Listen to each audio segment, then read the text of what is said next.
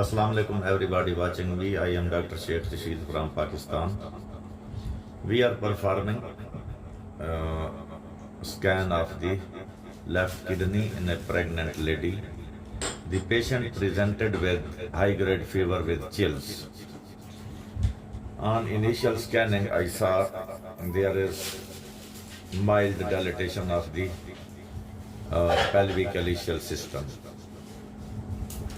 The urine is full of pus cells, and on detailed study, I saw a hypoechoic triangular area. As you see here, this is a hyperechoic echogenic triangular area in renal parenchyma, which does not reveal any significant blood flow.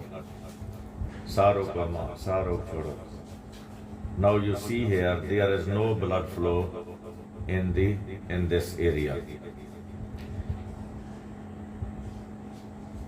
So, and it usually occurs in pregnant ladies in third trimester. This patient is also having a fetus in the uterus about 32, 33 weeks of age.